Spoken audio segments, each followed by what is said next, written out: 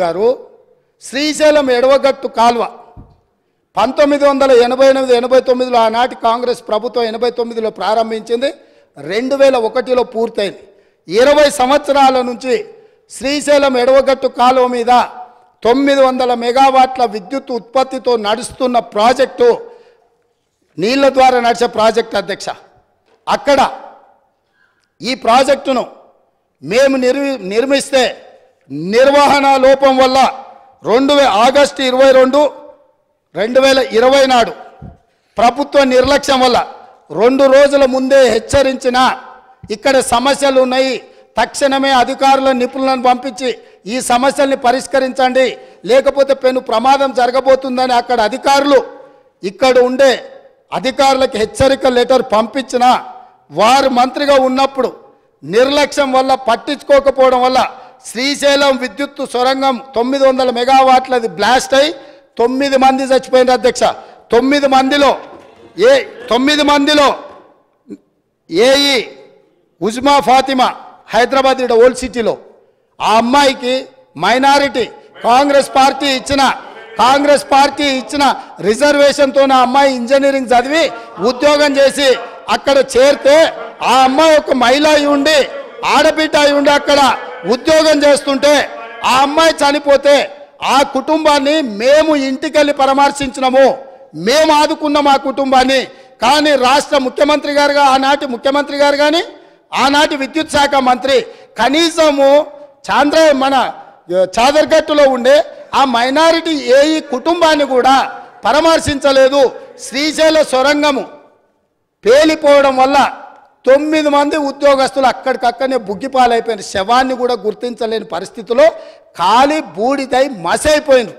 మానవత్వం లేని ప్రభుత్వము దాని మీద విచారణకు ఆదేశించలేదు. కనీసం ప్రమాద స్థలాన్ని మేము పరిశీలించి బాధితులకు కొంత ఉపశమనం కలిగిద్దామంటే మమ్మల్ని పోలీసులను పెట్టి అరెస్ట్ చేసి పోలీస్ స్టేషన్లలో కూసబెట్టినారు అధ్యక్ష. ఇన్ని తప్పిదాలు ఎంఐఎం పొత్తులో ఉన్న బీఆర్ఎస్ పార్టీ ఆనాడు ప్రభుత్వం నుండి దుర్మార్గాలు చేస్తే ఈ శ్రీశైలం ఎడమగట్టు కాలువ మీద జరిగిన ప్రమాదం గురించి కూడా మా మిత్రుడు ఈ సభలో ప్రస్తావించి ఉంటే ఎస్ డెఫినెట్గా మేము అప్రిషియేట్ చేసి ఉండేవాళ్ళం. కాబట్టి ఈరోజు let me so sir Akbar साहब नहीं अकबर साहब प्लीज नहीं अकबर साहब आप इतना समझो प्लीज, ये सरकार जिम्मेदारी से ये व्हाइट पेपर टेबल किए, ये व्हाइट पेपर टेबल करने के बाद आप जो भी सुझाव दे रहे सुझाव लेने के लिए भी हम तैयार हैं. इसका मतलब ये नहीं जो इल्जाम किए जो गुनहगार है आप उनके तारीफ पे तारीफ करते रहा तो यहां बैठकर सुनने के लिए कोई तैयार नहीं है. आप जो ओल्ड सिटी हैदराबाद के लिए या तेलंगाना के लिए डेवलपमेंट करने के लिए क्या फंड चाहिए आप बोलो, हम जिम्मेदारी से हम निभाएंगे. मगर आप ये काम नहीं कर रहे हैं. आप पुराने दोस्त को जो बिगड़ा हुआ दोस्त को आप बचाने के लिए जितना आपके शक्ति है सब सारे आप क्यों उनके रक्षा के लिए आ रहे, मेरे समझ में नहीं है. इसका ये आप क्या करना चाह रहे हैं, आप क्या मदद कर रहे हैं. नहीं, अच्छा दोस्त को स्पीकर सर, अच्छे दोस्त को 10 रुपए देकर साथ में लेना, बुरा दोस्त को 10 रुपए देकर छुड़ा लेना, ऐसे दोस्ती आपको ठीक नहीं है. आप जितना तेलंगाना जनता जिनको तिरस्कार किए वहां पर बिठाए उनके तरफ आप क्यों वकालत ले रहे. अब रहा अब फाइनल बात है, आप 7 सीट जीते मगर बहादुरपुरा में कितने वोटों से जीते, नामपल्ली में कितने वोटों से जीते, एक बार ये भी आप हिसाब किताब ले लो. अकबर साहब हमको कोई एतराज नहीं है, आपके पार्टी जिताने के लिए आपके पार्टी अगर 9 सीट 10 सीट 12 सीट कुछ भी जीतने के लिए आपका पॉलिटिकल पार्टी का हक है, मगर माइनॉरिटी का हक बचाने का जिम्मेदारी हमारे है. हर बहुत सारे प्रदेशों में हम मुख्यमंत्री बनाए, इस देश का राष्ट्रपति माइनॉरिटी को हमने बनाया है. आपने नहीं बनाया, आप नहीं बनाया। बिहार के, उत्तर प्रदेश के, महाराष्ट्र में हम लोग मुख्यमंत्री बनाए माइनॉरिटीज को।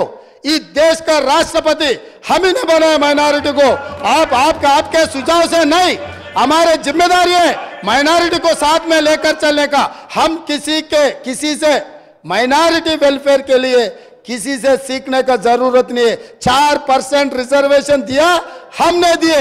12% वादा किया, धोखा किया सो आदमी से, आप दोस्ती कर रहे। ये ठीक नहीं, आपका मर्जी, आप डिसाइड कर लो किसके साथ में रहना।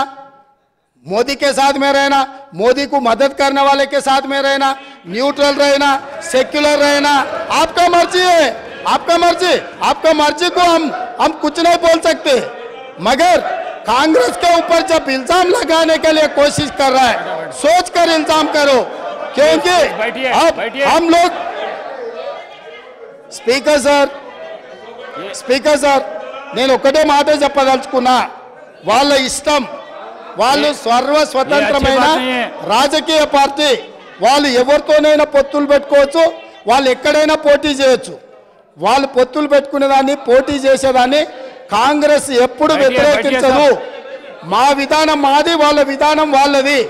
అయితే మైనారిటీ యొక్క వెల్ఫేర్ కావచ్చు, డెవలప్మెంట్ కావచ్చు, మా ప్రభుత్వం కట్టుబడి ఉన్నది 100%। ఉమ్మడి ఆంధ్రప్రదేశ్లో కూడా కమాలుద్దీన్ గారిని పిసిసి అధ్యక్షుడిగా చేసిన చరిత్ర కాంగ్రెస్ పార్టీది। ఆనాడు ఉమ్మడి ఆంధ్రప్రదేశ్లో హోమ్ మినిస్టర్గా మైనారిటీని పెట్టిన చరిత్ర కాంగ్రెస్ పార్టీది। కాబట్టి మైనారిటీల విషయంలో కాంగ్రెస్ చిత్తశుద్ధిని ఎవరు శంకించవలసిన పని లేదు। వారు ఎక్కడి నుంచి అయితే ఎన్నిక వచ్చిండ్రో ఆ ప్రాంతమే కాదు, రాష్ట్రంలో ఏ ప్రాంత అభివృద్ధికి పోయినా వారు మాట్లాడవచ్చు, వారు సూచనలు చేయొచ్చు, వారిని సూచన చేయాల్సిందిగా నేను కోరుతున్నా।